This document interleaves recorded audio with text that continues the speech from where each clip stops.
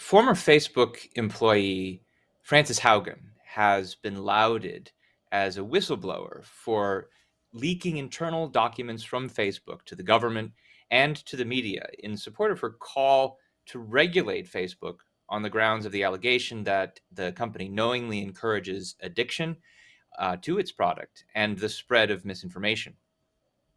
Questions to ask about this news include, is there any basis to the allegations that she's making?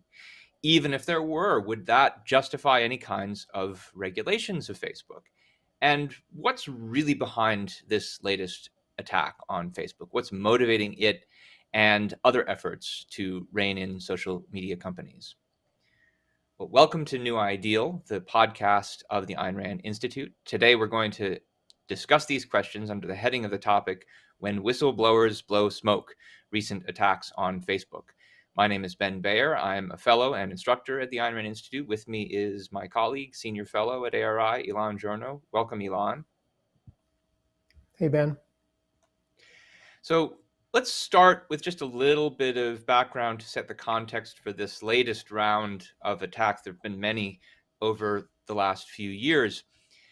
It started last month, September 13th, with a series of articles that was put out by the Wall Street Journal called The Facebook Files, about a trove of internal Facebook documents that they had obtained by a then anonymous whistleblower, outlining a range of allegations against the company about such things as preferential treatment for VIPs on the platform, the psychological effects of the platform on teenage girls, the way in which it's coarsened civil discourse, the way in which it's spread misinformation, etc. Many of these are ones that we've heard before, but this time seemingly substantiated by this document dump. The whistleblower's identity was then revealed in a CBS 60 Minutes interview. Her name is Frances Haugen. She's a former employee at Facebook. She was involved in their civic integrity unit, which was concerned with heightening the level of discourse leading up to the 2020 election. But she then left the company when that unit was dissolved after the election. She then testified before Congress on October 5th and has been the center of attention and controversy in the media ever since then. Just this week, in fact, there was a whole new set of documents that went out to a new set of media sources. And so it's not just the Wall Street Journal that's been writing about these, it's been all kinds of them. One thing that we would like to do today in order to examine a number of the claims that she's making and the charges that have been made against Facebook and other social media companies is to look at the congressional testimony. We're going to look at snippets from the testimony that she gave before Congress on October 5th. And we have a number of these snippets which we're going to comment on. We think these are the most revealing ones, the ones that bring to the surface not just the kind of factual allegations, but some of the philosophic assumptions that she and these other members of Congress are making in making these charges. So we're going to play a number of these short clips. Most of them are about a minute. And just for those of you who maybe are watching us or listening to us double time on the podcast, you may want to slow us down because we've sped these clips up just a bit to get more of them in. And this first one, it sounds a little faster at first, but then I think it'll be easy to hear afterwards. She does speak a little bit fast. So let's go to the first one. This one is a good summary, I think, of her overall position, including not only her basic allegation about what the company is doing that she doesn't like, but also what she thinks should be done about it. So let's look at the first clip from Frances Haugen's congressional testimony. Today, Facebook shapes our perception of the world by choosing the information we see. Even those who don't use Facebook are impacted by the majority who do. A company with such frightening influence over so many people, over their deepest thoughts, feelings, and behavior, needs real oversight. But Facebook's closed design means it has no real oversight. Only Facebook knows how it personalizes your feed for you. At other large tech companies like Google, any independent researcher can download from the internet the company's search results and write papers about what they find. And they do. But Facebook hides behind walls that keeps researchers and regulators from understanding the true dynamics of their system. This inability to see into Facebook's actual systems and confirm how they work is communicated and confirm that they work as communicated is like the Department of Transportation regulating cars by only watching them drive down the highway. Today, no regulator has a menu of solutions for how to fix Facebook because Facebook didn't want them to know enough about what's causing the problems. Otherwise, there wouldn't have been need for a whistleblower. How is the public supposed to assess if Facebook is resolving conflicts of interest in a way that is aligned with the public good if the public has no visibility into how Facebook operates? This must change. So just from that clip, you get a sense of what her central regulatory demand is. She wants there to be more transparency, and she wants Congress to force Facebook to give up, in particular, its newsfeed algorithm, which for Facebook is a major trade secret. It wants to make it public so that it can be studied. In the testimony, she doesn't exactly say what then should be done on the basis of that public knowledge. She does think there should be a government oversight board, and she certainly makes all kinds of recommendations for the way she thinks the algorithm should be tweaked, and even says what she would do if she were CEO. But I think the implication there is that the government should be able to force that into the open so that it can force some changes to the algorithm. We'll talk more about what those might be. But the one thing I think to note at first here is just how ludicrous some of the claims she's making about the rationale for this kind of regulation are in the first place. She's saying because of the fact that this is a trade secret, because Facebook doesn't publicize its algorithm, that therefore that makes it impossible for researchers to understand the effect of this kind of social media platform on its audience, and compares it at one point to Google, which she says researchers can get data on. Well, she says they can get their search results, but I mean, that's true about Facebook as well. You can see what the results are on your news feed. Google doesn't actually publicize its search algorithm. Anybody can study the effects of Facebook use without having to know what the secret sauce are, in just the same way as the people who did the internal Facebook studies that she leaked did. They didn't do it knowing anything about the algorithm. They just said, let's find some Instagram users and see how they self-report about their psychology. Anybody can do that right now. The last thing, though, I wanted to point out about this little snippet is the way that she says Facebook shapes our perception of the world by choosing information we see. And this is a prelude to a number of the various psychological claims that she makes about its effects on users that we're going to discuss shortly. But I mean, I think it's important to recognize that it's definitely true that there are a lot of people who use social media who have a distorted view of the world. But to say that Facebook is what's responsible for that it shapes their perception, is this kind of deterministic view that treats us all as though we are simply pawns without free will. And if that's true of the public who are the consumers of Facebook, you've got to wonder how the public is going to be in any better position to be the one to use this algorithm knowledge, this public algorithm knowledge, in order to make decisions about how Facebook should be really run. If we're such pawns, how can we be trusted to be the ones to exercise the oversight she wants the public to exercise? And this is a theme we're going to come back to a number of times today, the kind of passive view that she has of human nature and the implicit negation of free will that suggests. Well, I want to come back to that too. I think it's really important. It's one of the central issues that comes out of that testimony. I just want to make a different point as we get into this, and we'll show more clips. And as you watch the other clips, some of them will include the perspective of the Congress, members of Congress who are questioning her. And I think it's really important to listen to them and how they respond to her, how their whole attitude to it. I think there's an atmosphere in those hearings, and I think you see it as well in the press coverage. There's an embrace of Haugen. There's a view of her as exposing something about Facebook, and hence the idea that she's a whistleblower that carries the implication that she's revealing some wrongdoing. In my view, is that there's something really ugly about the way she's being embraced.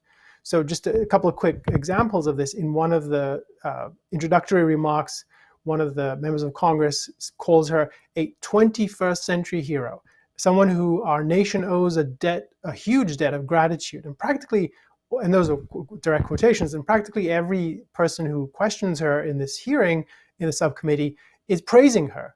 And not only praising her, but then once they've elicited from her the kind of the material that they are very eager and gleeful to hear, then they reflect back to her, here's my pet piece of legislation for what we can do with Facebook. What do you think of this? Do you think this will help solve the problem? Does it reflect your experience?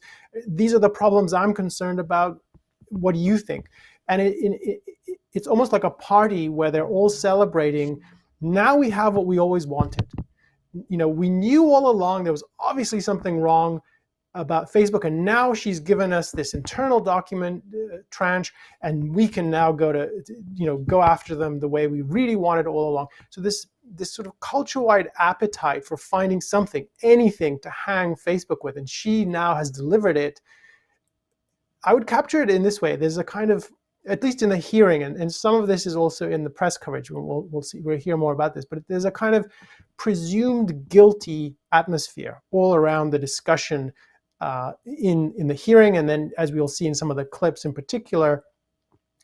This is, another way to put it, we haven't established this point yet, but I think by the time we finished our conversation today, I think part of what you should get from the way Haugen is presenting this material, how the material is being processed by the people in the hearing, and how the wider cultural discussion around it is, I would argue that part of what we're seeing is a manifestation of an anti-business bias. This is a kind of prejudice. It looks like this. We know Facebook is guilty. The question is, what do we do about it? And Haugen's document dump is now a treasure trove for the people who have this view. They're not really looking for facts. They're not interested in the truth. They're interested in, now we have something to rationalize our pre-existing animus towards Facebook. Now, that's a very strong claim, and we've just started the conversation, but let's get into this. And I think it's easier to see if we dig into some of the claims and evaluate them. So Ben, why don't you set us up for some of the next clips? Yeah, the next clip is an exchange between Haugen and the chairman of the Commerce Committee, Richard Blumenthal, Senator Blumenthal from Connecticut, and he asks her questions about some of the psychological claims we were alluding to, and it's interesting to look at her responses. So let's play this. Has Facebook's research, its own research, ever found that its platforms can have a negative effect on children and teens' mental health or well-being? Many of Facebook's internal research reports indicate that Facebook has a serious negative harm on a significant portion of teenagers and younger and children. And has Facebook ever offered features that it knew had a negative effect on children's and teens' mental health? Facebook knows that its amplification algorithms, things like engagement-based ranking on Instagram, can lead children from very innocuous topics like healthy recipes. I think all of us could eat a little more healthy, all the way from just something innocent like healthy recipes to anorexia promoting content over a very short period of time. And has Facebook ever found, again in its research, that kids show sign of addiction on Instagram? Facebook has studied a pattern that they call problematic use, what we might more commonly call addiction. It has a very high bar for what it believes it is. It says you self-identify that you don't have control over your usage and that it is materially harming your health, your schoolwork, or your physical health. 5 to 6% of 14-year-olds have the self-awareness to admit both those questions. It is likely that far more than 5 to 6% of 14-year-olds are addicted to Instagram. So a few things to say here. One is, just very quickly, I think it's important not to dismiss the concerns that people have about the mental health of young people today. There's definitely I think a measured uptick in anxiety and suicide, and it's something that's definitely worth looking into the causes of. And it's also almost certainly true that there are a lot of people who use social media, who use sites like Facebook and Instagram, who have mental health problems that need to be addressed. The thing to raise a question about here is the way that Haugen is not just acknowledging that fact and that effect, but making a very definite causal claim about what's causing it. She says that social media causes serious negative harm. And one of these harms that she has in mind is what she's actually calling addiction. And there's efforts throughout this testimony to compare what Facebook is offering its users to what tobacco companies were offering their users, and which were then regulated. And they're trying to push for a similar kind of regulation. the first question I think one should consider here is what evidence has been offered for any of these kinds of very strong causal claims, and we'll get a bit more of a sense of that in this next clip, but only a bit more. So here's another exchange with Senator Blumenthal. What is it about Facebook's tactics of hooking young people that makes it similar to what Big Tobacco has done? Facebook's own research about Instagram contains quotes from kids saying, I feel bad when I use Instagram, but I also feel like I can't stop, right? I know that the more time I spend on this, the worse I feel, but like I just can't, like that they want the next click, they want the next like, the dopamine, the little hits all the time. And I feel a lot of pain for those kids, right? Like they say they fear being ostracized if they step away from the platform. So imagine you're in this situation, in this relationship where every time you open the app, it makes you feel worse, but you also fear isolation if you don't. I think there's a huge opportunity here to make social media that makes kids feel good, not feel bad, and that we have an obligation to our youth to make sure that they're safe online. So I looked at the slide deck that Facebook released that was part of the original leaked documents, but Facebook released it with some annotations. And it's interesting to see how much can you actually get from the slide deck, even with the annotations. I think the answer is not that much, but there's enough in them to reveal that in this exchange that happened and the whole of the congressional hearing, it's brazenly non-objective. So if we just take the material that Facebook disclosed and that she disclosed in her leak, the claims about Instagram's impact on young people. So there's a study that they're asking her about. You can look at that. You can see the data that Facebook shared in its internal slide deck that has been released. One of the things that you would expect anyone who's really concerned with the facts and finding out the truth, one, they would have to admit that they don't have the full context, and even with the slide deck, it's not exactly contextualized, even with Facebook's annotation. So that is a huge proviso that you have to acknowledge, and so it's very limited what you can draw from it. But even with that proviso, they select the data that serves their particular goal, and they don't mention the data that contradicts it, and that should make everyone suspicious. And I think that what it reveals is a lack of interest in the fact. So she mentioned that a number of teens say that being on Instagram causes them suicidal thoughts. In fact, more of the respondents, twice as many respondents, said it alleviated such thoughts as those who complained that it caused them. And the same is true, 5 times more of the teens who were questioned in this study, 5 times more said Instagram made them feel less sad than sadder. Now, and I'm not even going through all of the results. You have to go look through this stuff and see how the data break down. You would want to know what those data tell you. The fact that none of this comes out in the hearing, and particularly from Haugen, who's supposed to have looked through all these documents, and all of the people who question her from the podium, they're not interested in anything that contradicts their particular view. And that is a hallmark of non-objectivity. So the point here, I just want to stress, I'm not arguing, and neither, I don't think Ben's view is this either. We're not here to argue that Facebook's data proves one way or another about Instagram's impact on young people. That's a hard question to solve. I don't think the study actually answers that question.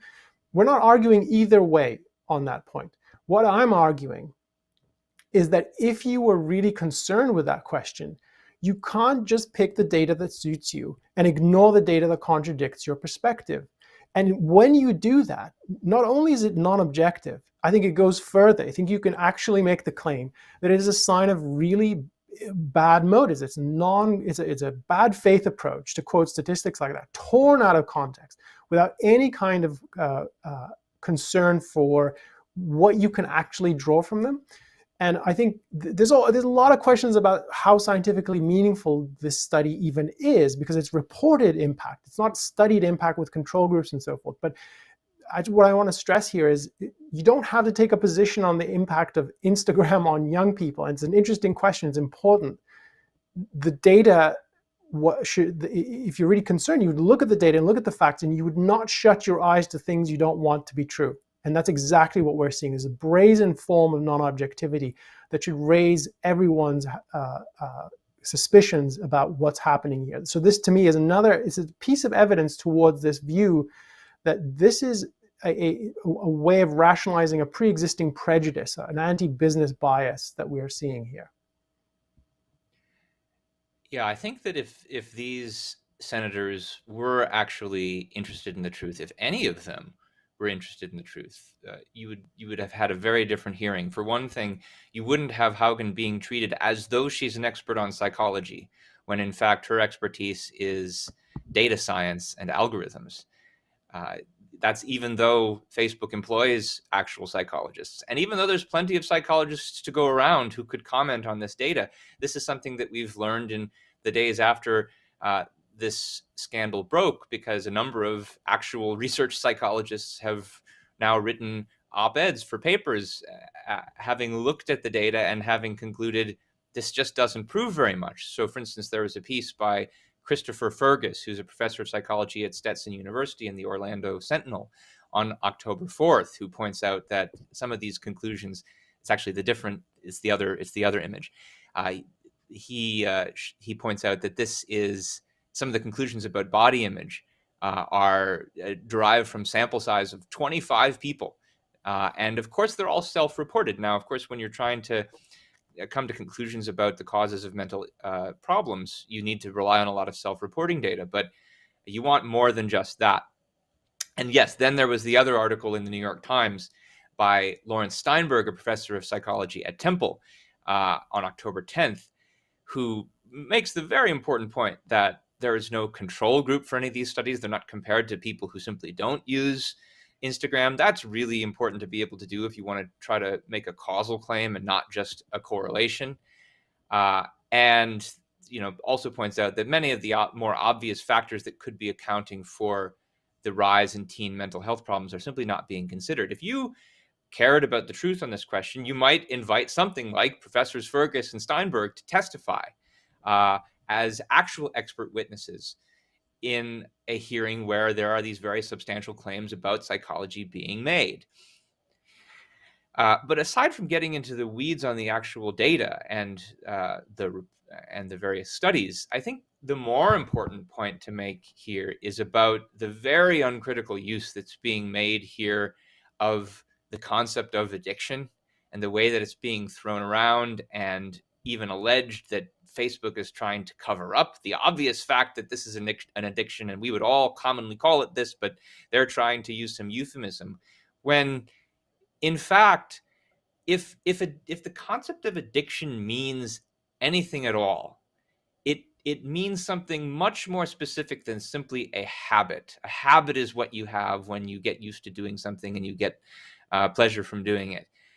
An addiction is a physiological condition where your body becomes dependent on a certain chemical, and where you withdraw from the chemical, you're actually in danger of your life. Like if someone is a true alcohol addict, they need to go to a hospital if they're going to detox. They can't just stop drinking. They can actually die if they stop drinking. That's what real addiction is, if it's anything at all. And to just sort of casually take it as obvious that people who are habituated to using social media in a certain way are anything like in the same category as that trivializes the situation that real addicts face, and is completely abusive of the actual concept. Now, there are ways that you can prove that certain forms of addiction are real.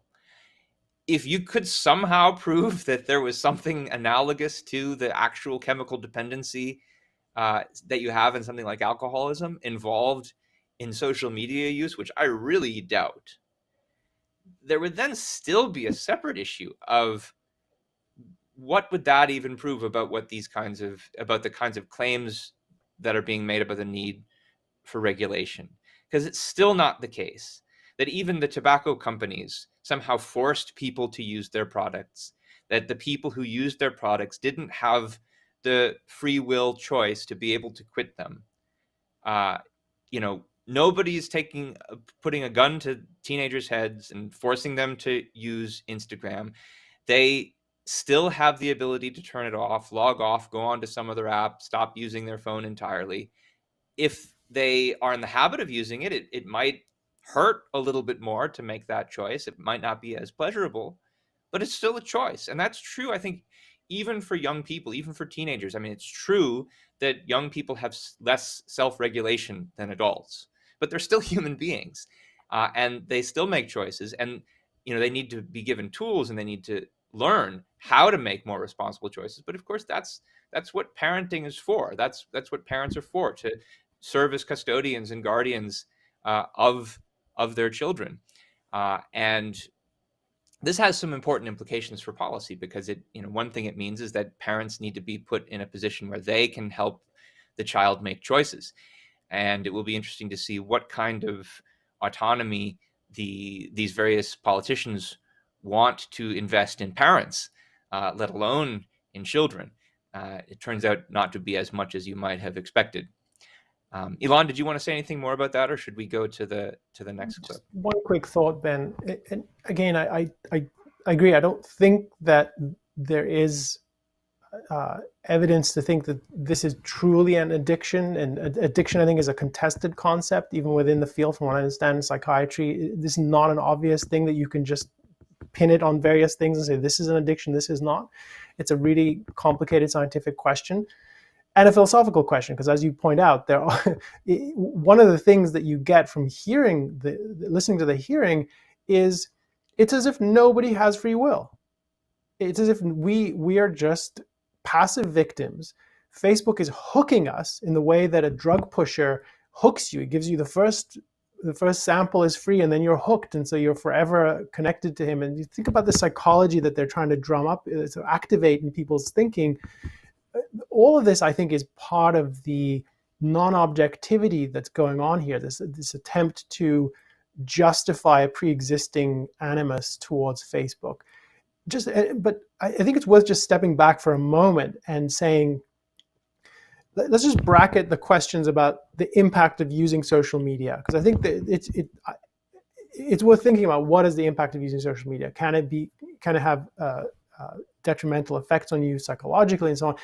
I don't want to talk about that in the context. I think it's bizarre to talk about that in the context of the immense value that Facebook has created, that it represents, and that we all benefit from for $0 per use. Like, it's completely free, right?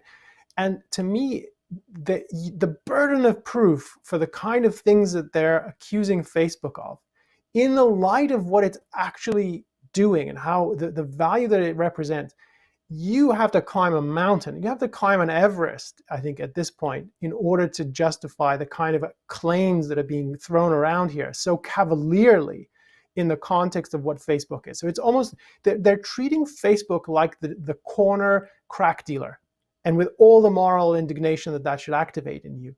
Like, is that really true? Can you even begin to think of Facebook in exactly those moral terms?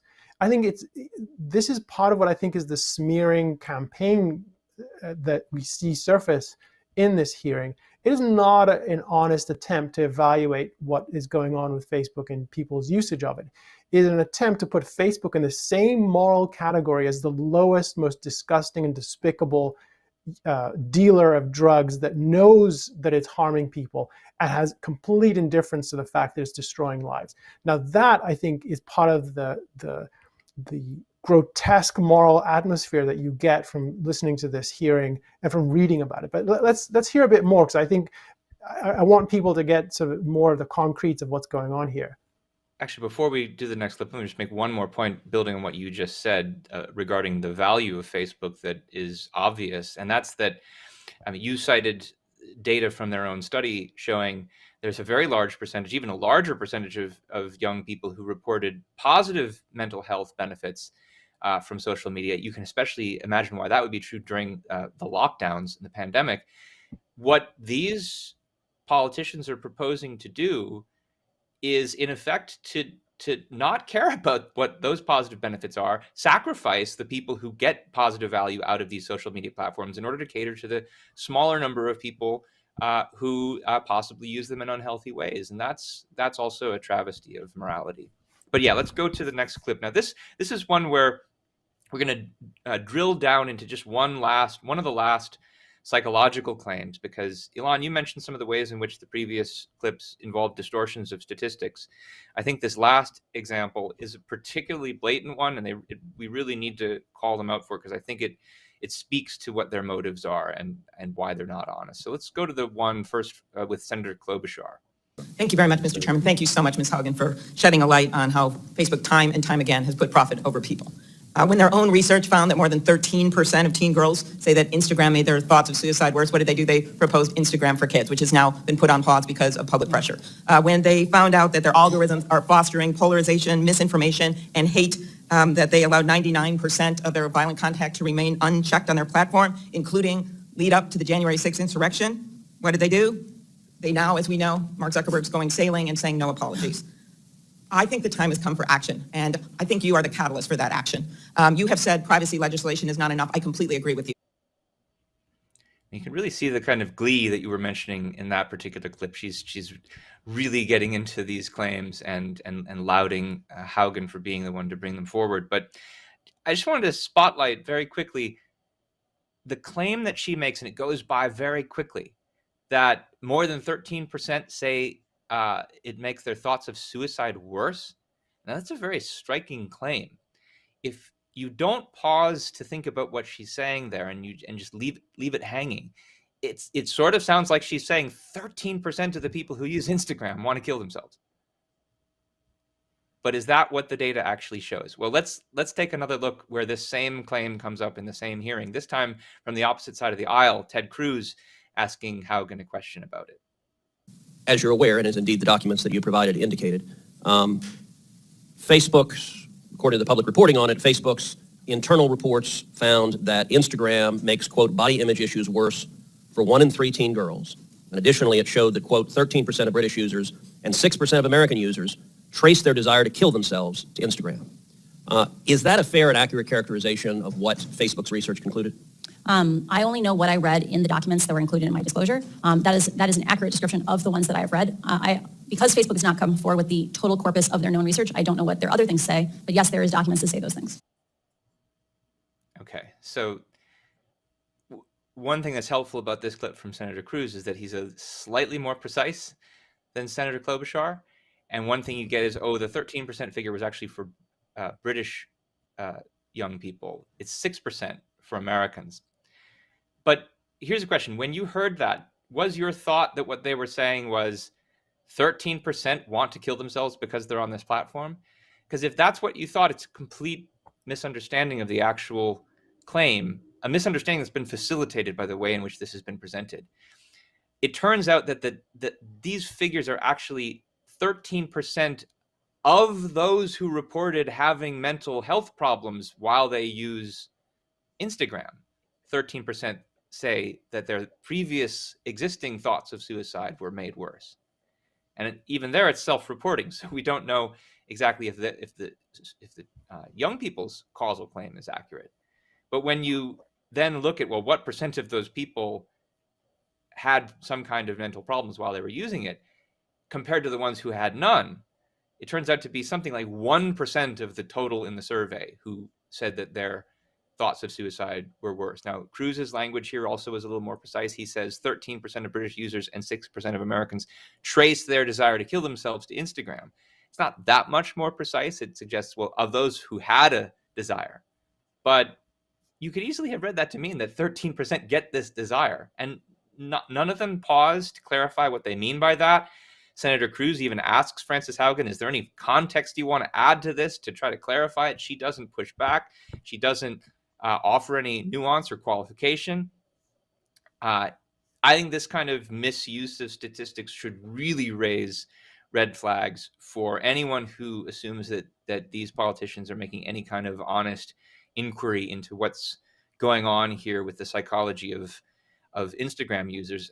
That's especially if you now consider the odd point that Senator Ted Cruz is now all of a sudden concerned with body image issues and thoughts of suicide in teen girls. The same Senator Cruz who's come out against various forms of trans rights. Is he going to get on board the people who say there are statistics saying that the higher percentage of trans people who are denied use of bathrooms have thoughts of suicide. I bet he wouldn't get on board with that statistic. What's the difference here? Is it that this one serves a political agenda that he has, whereas the other one doesn't?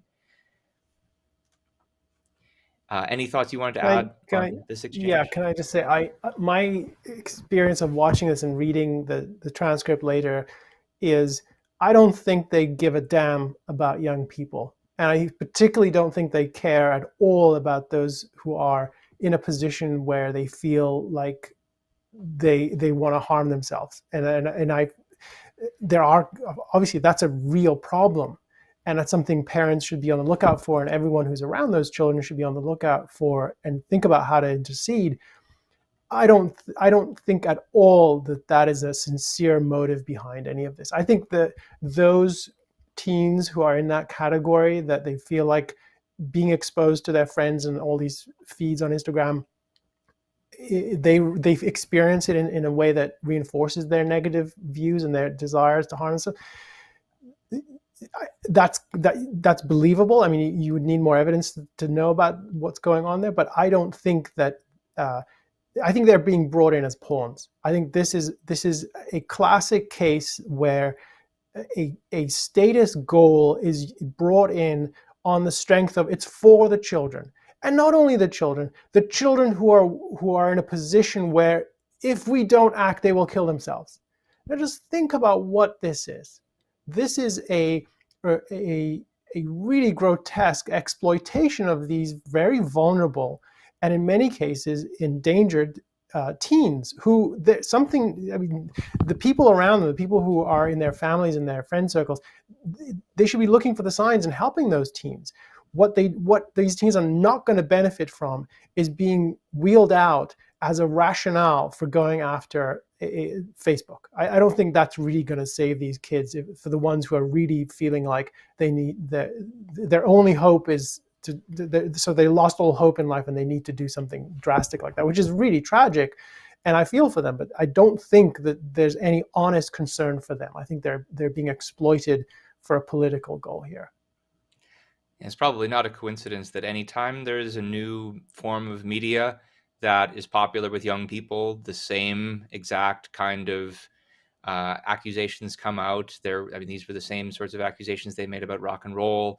There were whole campaigns against comic books on the grounds that it would give people unrealistic body image issues, and censorship was imposed on comic books because of that. It had an effect on the industry.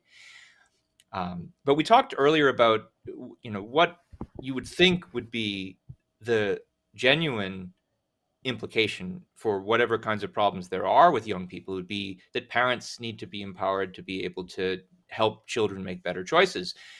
So let's take a look at some clips dealing now with what it is these senators and Frances Haugen would like parents to be able to do. First, we'll go to a statement that she makes on the way Facebook has dealt with this issue. So let's take a look at that. Facebook knows that parents today, because they didn't experience these things, they never experienced this addictive experience with a piece of technology, they give their children bad advice. They say things like, why don't you just stop using it? And so that Facebook's own research is aware that children express feelings of loneliness and struggling with these things because they can't even get support from their own parents. I don't understand how Facebook can know all these things and not escalate it to someone like Congress for help and support in navigating these problems. So the solution here is parents don't know what they're doing. They don't know what they're talking about. They don't know how to use social media because apparently the parents haven't been around for the last 20 years. But Congress knows. And she says that the advice that parents might give, that in certain cases maybe children should try unplugging from social media, is bad advice. Now, one question is, why does she think it's bad advice? She doesn't say there. There are some other places in the hearing, though, where she does say it. Let's see how that comes up and how it connects to some other issues in the next excerpt, this time in an exchange with Senator Sullivan. When Facebook has made statements in the past about how much benefit Instagram is providing to kids' mental health, like kids are connecting who were once alone, what I'm so surprised about that is if Instagram is such a positive force, have we seen a golden age of teenage mental health in the last 10 years? No, we've seen the opposite, right? We've seen escalating rates of suicide and depression amongst teenagers. Do you think those rates are at least in part driven by the social media phenomenon? There is a broad swath of research that supports the idea that usage of social media amplifies the risk for these mental health harms. So right now, this hearing is helping illuminate it. Yeah. We are seeing... And Facebook's own research shows that. Right? Yeah. Say that again, that's important. And Facebook's own research shows that. Right? The kids are saying, I am unhappy when I use Instagram and I can't stop. That if I leave, I'm afraid I'll be ostracized. Right. So there's a number of interesting things going on here. First is they mention the fact that there has been an uptick in teen anxiety and suicide over the last decade. And I think, I mean, I've seen a lot of statistics about this, and it's true, and certainly warrants investigation into what the causes are. But the leap to the conclusion that, oh, it's got to be social media that's the thing we should pay attention to is quite a leap, especially when there are so many other factors that most people should know are at work here. There's how are these children being raised? What kind of skills and methods are the parents using to raise them? Are they overindulgent helicopter parents or not, for instance? The overall climate of determinism that this Senate panel itself is engaging in, where everyone is assumed to be a drone without any autonomy, where we're all subject to forces beyond our control. This isn't just the Senate panel. This is kind of the standard academic doctrine that people are taught in universities today. How is that helping anything? Couldn't it be part of what's making things worse? And I think the biggest factor that you would have to talk about at the end of the day is our education system, which I think by most people's measures is collapsing to lower and lower rungs of hell, not giving students the ability, not giving them the tools to be able to think for themselves, to function as autonomous adults. But for some reason, in spite of all these much bigger factors, it's the social media companies that are getting the blame here. And notice what she says at the end about what is wrong in her view with the advice that parents might give, that maybe it's good for some people to just turn off their social media. She says the reason that we can't do that, the reason that's bad advice, is because, well, children will fear that they'll be ostracized if they aren't following all the latest news. And notice how that is playing into probably part of the problem here. I mean, surely part of what we need to be teaching young people to do is, as part of teaching them to think for themselves, is to be willing to go against the grain, to go against the pack, to go against the herd, to not be so concerned with being ostracized. But she wants to cater to that and simply provide what she takes to be, some kind of consolation in what might already be a misuse in certain cases of the way people use the social media. So she's modeling the very wrong approach that is probably only making things worse. The assumption that we're all part of a herd, that we have to go along to get along. And if parents are giving advice against that, why is that bad advice? So Ben, two quick things, just as you were speaking, it occurred to me that worth just adding to this. One is just I want to echo what she says here, because I think it's interesting to think of the logic in how she's presenting this issue. So she says, quote, if Instagram is such a positive force, have we seen a golden age of teenage mental health in the last 10 years? No, we've seen escalating, et cetera, end quote. Why would you assume that if there are positive effects, it would lead to, from Instagram or Facebook itself, why would you assume that that would lead to a golden age of teen mental health? I mean, that's so out of context. Like one factor would lead to something like a flourishing of, so it's setting up this impossible standard that I don't think, what would actually lead to something like that? It's hard to imagine a single factor having that kind of impact. A factor of the kind that we're talking about here, so use of social media. So it's really already framing the issue with, well, we know this is silly. And to your point, Ben, about the other factors, I just wanted to mention here I agree with your analysis. I think there are many other factors you would want to look at if you're concerned about this reported uptick in teen anxiety and mental health issues, which is concerning. And I think that she very breezily mentions there's a swath of research showing this is connected to use of social media. Well, I hate to be the one to break the bad news to Haugen and others. There are a lot of studies that that people publish, and then they're not reproducible. And then there's studies that people publish that are contested. And so it's very easy to say science shows, or the studies that I like show. And that's just, I mean, the way these things work, it's not quite like that. And you have to be suspicious when someone's very quickly laying down the science shows argument. It's not really an argument, it's an assertion. And just the aspect of this that I wanted to stress, to just echo your point, Ben, if you want to think deeply about the way our culture operates today, and one of the symptoms of cultural decay that I think we are living through is an uptick, not only among teens, but including teens, in mental health problems, in anxiety, lack of confidence, the experience that many people have of, if I'm not part of the group, I'm going to be ostracized, and that is unbearable. And I think that, to your point, Ben, Ayn Rand has a deep philosophic analysis of this phenomenon. It is all over the fountainhead. It is in her nonfiction. Just take a look at one of her masterpiece essays, which is just in terms of its depth and scope and how much it reveals about the world we live in, which is called the Comprachicos, which is a title that's opaque if you don't know sort of the reference that she's making in the beginning of that article. But that is an analysis of at the time, contemporary education, the whole history of leading up to what American education has become under the influence of a particular philosophical school of thought in education, which is the progressive movement. And I think what she argues in the Comprachicos, this essay, is there are deep philosophic factors at work that have destroyed education, and as a result have really crippled, psychologically, intellectually, and including morally, crippled generations of Americans.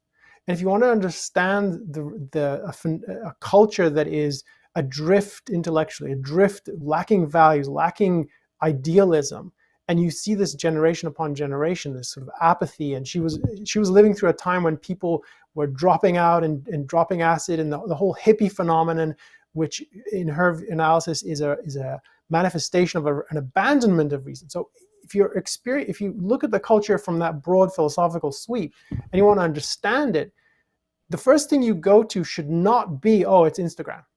The first thing you go to should not be, oh, it's television, or whatever the technology of the time is. Oh, it's teen magazines, which when I was growing up, those were always vilified for similar reasons that we're hearing about with Instagram.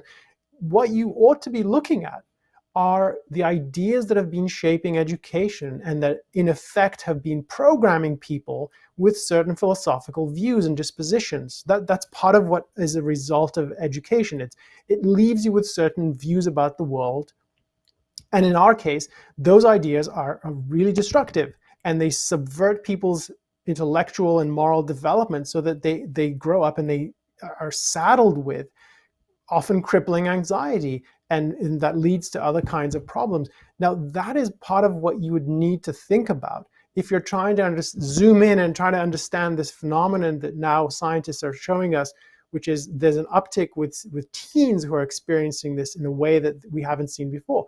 Okay, that issue needs to be put in the wider context of a multi-decade progression of developments in education, in the cultural atmosphere, driven by intellectuals and endorsed by them. You can't just pluck it out of thin air and say, okay, we found the one causal fact that explains this whole thing, and it's called Instagram. It's a parody of what it looks like to think about this issue. So why don't we continue? Because there's so many points here that they're worth exploring further. Yeah, and even though she doesn't seem to want to endorse the advice that parents might offer to make better, for their children to make better choices, there are places where she at least talks about giving parents more choices. but there's still a question of, well, what choices should those be? And this comes up in the next clip. Coming in and having oversight might actually make Facebook a more profitable company 5 or 10 years from now, because toxicity, Facebook's own research shows they have something called an integrity holdout. These are people who don't get protections from integrity systems to see what happens to them. And those people who deal with a more toxic, painful version of Facebook use Facebook less. And so one could reason a kinder, friendlier, more collaborative Facebook might actually have more users 5 years from now. So it's in everyone's interest. Do you think, I've got a bill, and there's a lot of bills that I think we've all talked about, but mine is called the Data Act. It's going to require express consent from users for large platforms to use algorithms on somebody. You agree with that? In terms of should people consent to working with algorithms, I worry that if Facebook is allowed to give users the choice of, do you want an engagement-based newsfeed, or do you want a chronological newsfeed, like ordered by time, maybe a little spam demotion, that people will choose the more addictive option, that engagement-based ranking, even if it is leading their daughters to eating disorders.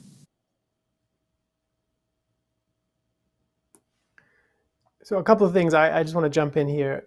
One is, here you see, I think, vividly illustrated the premise behind paternalism.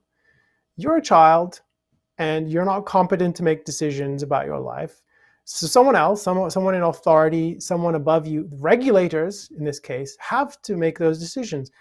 Now you might ask, well, how do the regulators know what they're doing? How are they exempt from being incompetent to run their lives? Oh, we don't want to talk about that. They have some superior abilities that you don't.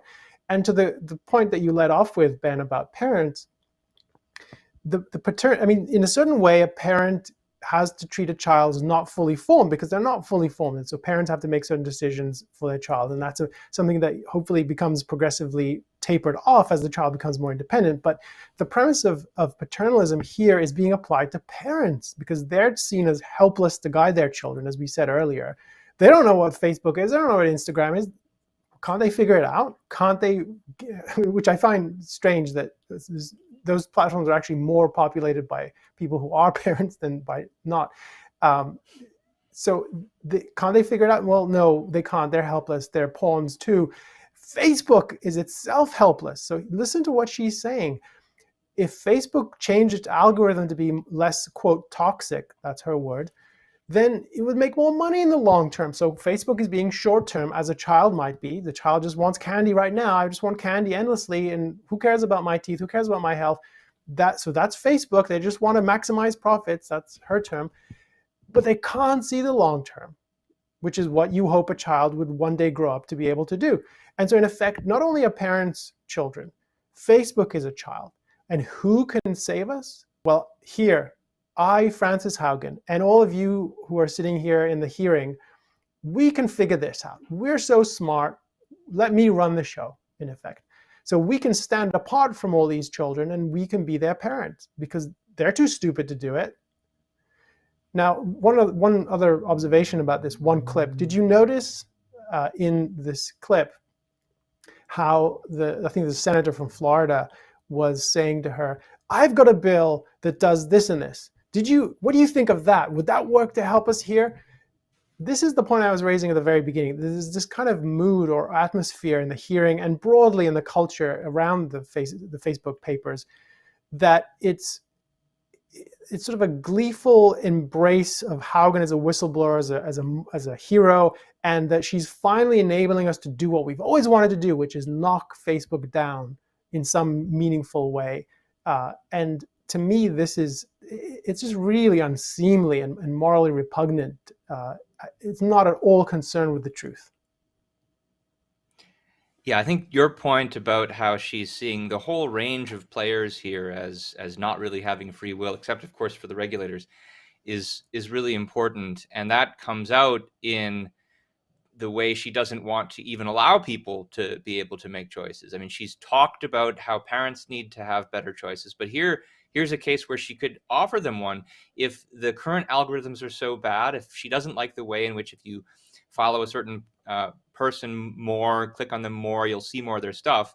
If that's the problem, why not be able to opt out of that algorithm and just get things chronologically as she likes if you want to? But no, in that passage, in that excerpt, she even says, no, I don't even think people should have that choice. They should just by default be given what they don't want. Again, on the premise that that nobody knows how to make better choices. But then notice how that even contradicts her own setup. because she's saying part of her rationale for saying Facebook would itself do better if it were forced to make longer term decisions, allegedly, is there are people who aren't using it because they don't like the current toxic environment. Well, if that's the case, apparently people actually do have the ability to turn this off, even if it means they faced, terrible ostracism. But that is just passed over and not acknowledged. And incidentally, I should just mention also, if it's really true that Facebook is just like a child who wants the candy and isn't willing to look at the long term, why the heck is it hiring all these research psychologists to do all these internal studies? Is it just because it knows they're going to be leaked and they want to be able to show the research they've been doing in that event? No, I suspect they're actually interested in the data, and they're trying to consider it as one of among many different factors that are involved in running an extremely complex international organization and piece of software. But yeah, I think all of this underscores the fact that there's a really deep and intimate connection between the assumption of determinism, that people can't make choices for themselves, and statism, the idea that the regulators, the government, who somehow is able to be exempt from that metaphysical condition, they're the ones that need to make the choices for us, and which of course evades the fact that the state is also run by people who would presumably not be able to make choices themselves in an effective way.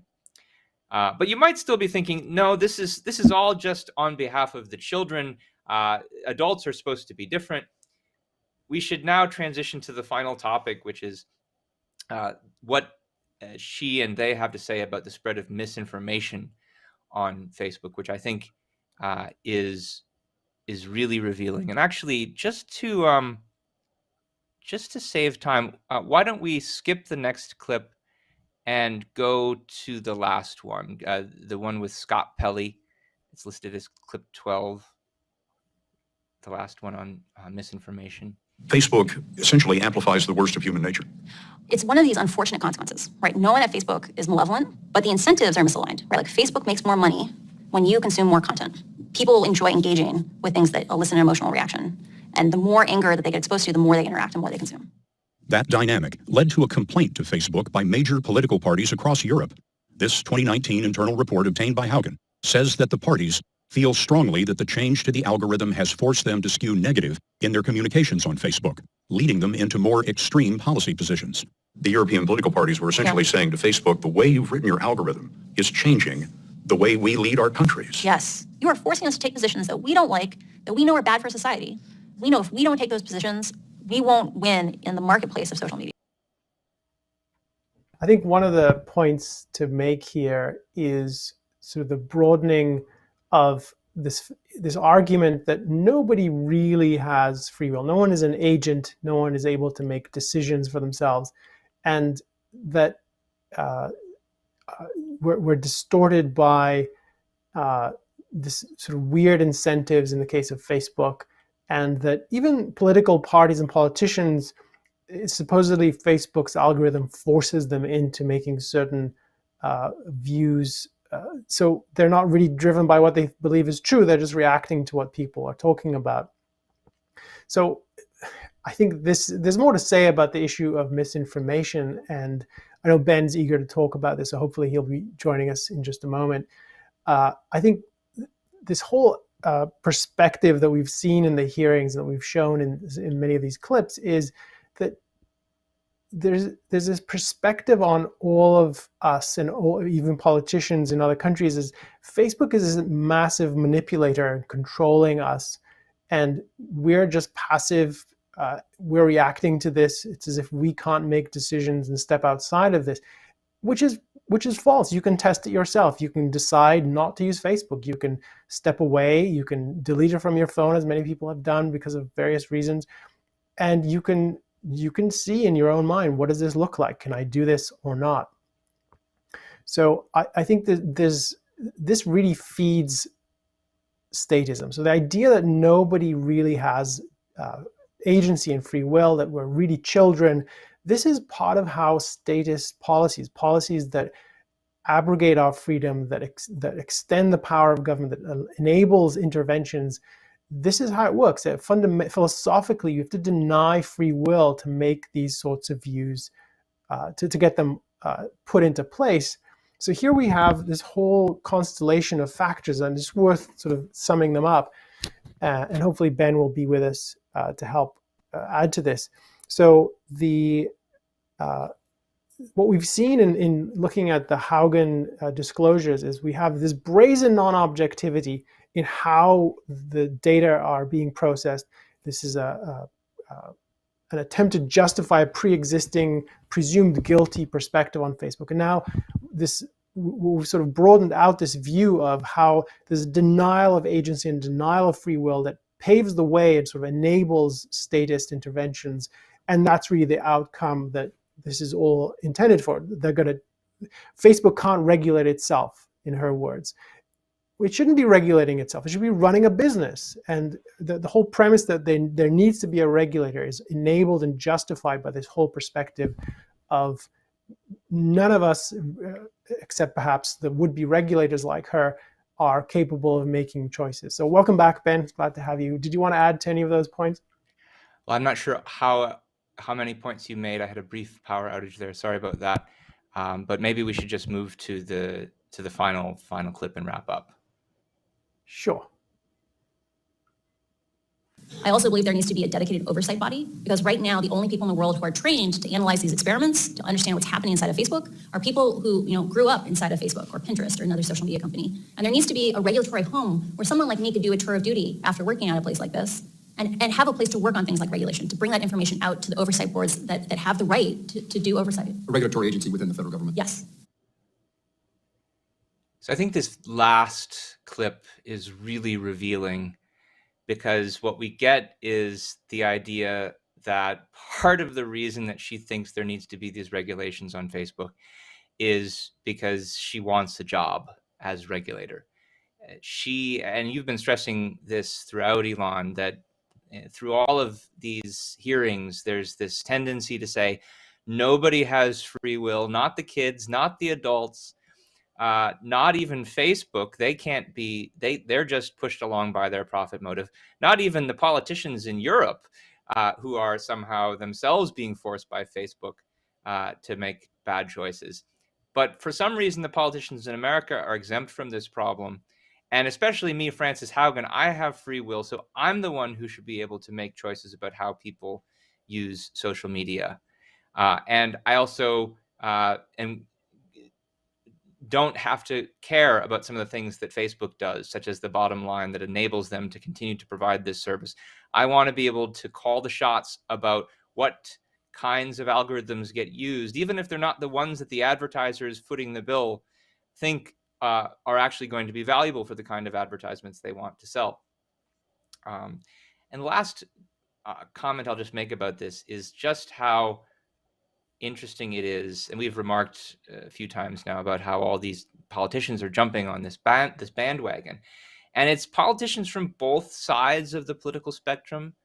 If you watch this hearing, it's actually somewhat remarkable insofar as there's no partisan disagreement of the kind that you usually see during these hearings. That's part of why there aren't alternative witnesses being called. And the senators are just bending over backwards to be nice to each other and civil, and to say, oh, we have our disagreements, but we can all agree about the importance of this issue. But why is that? I think part of it has just got to be that now they've found a scapegoat that they can both agree on. That especially when you think about where is so much of this toxic discourse coming from that has led to so many families splitting apart over social media, it's come from the politicians whose rhetoric has been weaponized in so many cases online.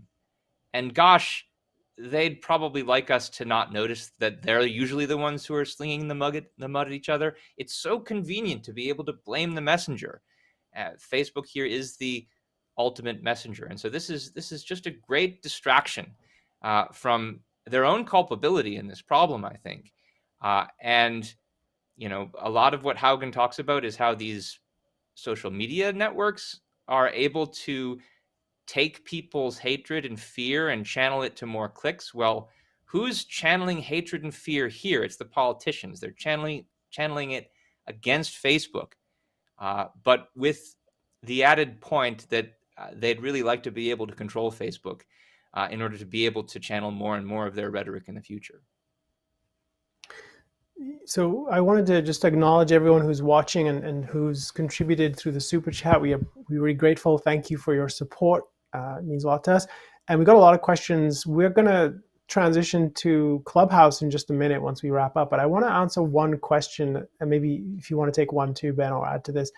Someone asks us, the big question is, why did they have this hearing? And I want to take that, and I agree. I think that should be the question. We've a lot of the discussion we've had on this conversation in this podcast has been, given the hearing, here's how it would have made sense to go about it, and this is what it looks like to talk about the science and look for the truth and be objective about it.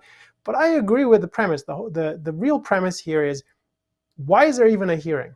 This is not, so there have been so many occasions when Facebook's been brought in, hauled in front of Congress. Mark Zuckerberg has been done that. A number of the other executives have been called in. Why is this even happening? And I think, again, it's part of this wider perspective on, well, we know there's something wrong here, so we're going to try to find it.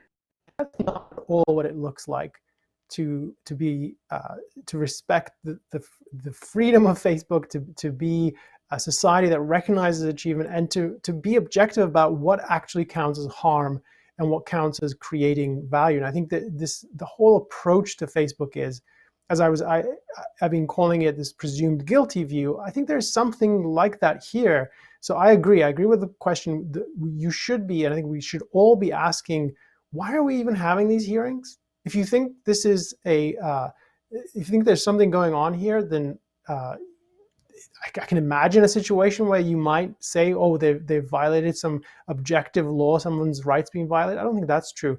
It's interesting, and just one little point about this. So she's called a whistleblower, and from what I understand, that is a designation that the SEC, the Securities and Exchange Commission, has created under I think it was the Dodd-Frank bill, to allow people from within companies to disclose internal information and then be protected from retribution or intimidation or reprisal, which means, in effect, taking proprietary information that the company would not want otherwise to disclose. If the whistleblower can show, or if the documents purport to show, that some wrong has been done to shareholders, and I think there's this complicated system of regulating publicly traded companies, and therefore there's this claim that because in effect what Haugen is trying to show is that there's been fraud against the shareholders of Facebook, because Facebook is saying one thing in public and doing something else in private, and that's part of the claim. It's not only that there's harms to young people. And I think this is the same kind of thing. The Securities and Exchange Commission rules that enable her to be a whistleblower, I think, should be challenged and questioned. It's not obvious to me that this is a legitimate position for the law to take. And I think it can lead to a really perverse incentive, because in effect, if you read what the whistleblower law enables you to do, is you can collect on, so if you are able to show that some wrong has been done to shareholders, you can collect a percentage of whatever the government collects in penalties from the company.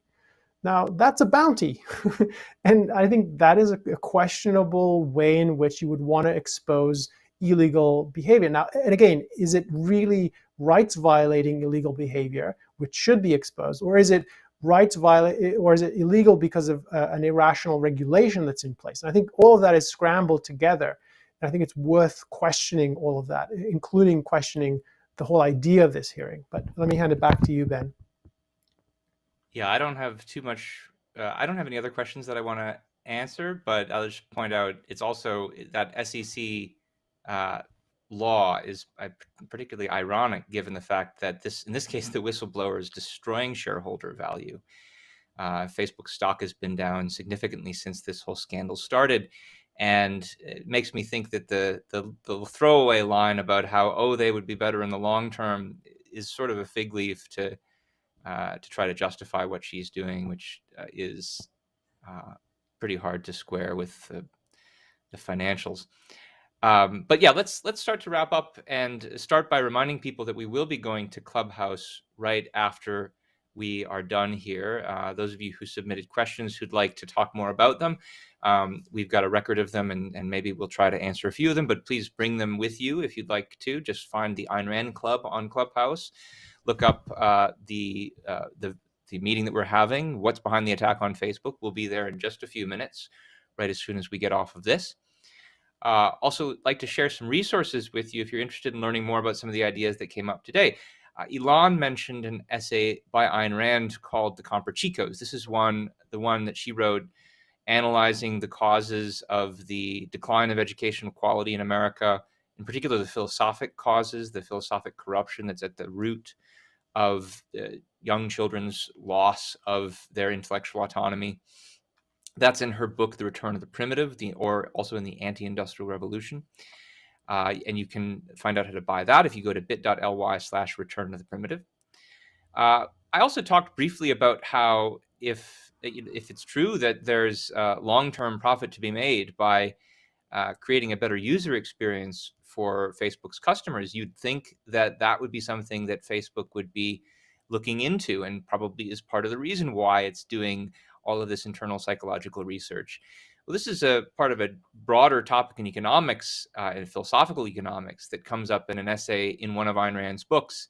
In her book, Capitalism, the Unknown Ideal, there's a essay by Alan Greenspan called The Assault on Integrity, where you can learn about how this fits into the rejection of the idea that capitalists are just these fly-by-night drug pushers in most cases. So that's in Capitalism, the Unknown Ideal, which you can find out more about at bit.ly/capitalismideal. And I'll just mention one last resource, which is an article that I wrote for New Ideal a couple of years ago now, called How to Empower Students to Break Out of Safe Spaces. And this is on an issue that came up briefly today about how there's a general atmosphere of determinism in our culture, which is particularly being taught at universities, which, if you're worried about the psychological problems, the kind of snowflake syndrome and anxiety that seems to plague so many young people today, well, the opposite of what you would do to try to combat it would be to teach them that they can't think for themselves, that they're pawns of forces beyond their control. So for more on that, check out bit.ly/breaksafespaces. And otherwise, I'll let everyone know now about next week's episode. We're going to be doing another sort of video reaction podcast in response to a recent podcast that was done by Jonah Goldberg, the conservative commentator, in which he explains his reasons for repudiating the philosophy of Ayn Rand. This is an interesting opportunity to look into the kind of public mind about Ayn Rand and her philosophy, and to show what it reveals. So what Jonah Goldberg's repudiation of Ayn Rand reveals, that's next Wednesday, November 3rd, same time, same place. If you liked what you saw today and would like to be able to follow more of us in the future, and you're on social media, if you're watching YouTube, like or share this, please like or share this this episode to optimize that nefarious algorithm in our favor. Especially if you're watching a recording of this, please consider leaving a comment if you to say what you thought about the episode. Same story if you're watching on Facebook, on that behemoth social media company that gives us this channel of communication for free. Consider liking it, commenting on it, sharing it. And as always, if you have questions about things that came up today, or if you have ideas for future episodes, consider sending us an email. The really old-fashioned way of communicating on the internet. New Ideal, send it to newideal@aynrand.org. You have that choice as well. So thanks for discussing this with me today, Elon. I think we had a lot of interesting things come out of this conversation, more philosophical than maybe most people would realize. So we'll talk again on Clubhouse in a few minutes. See you then. Yes.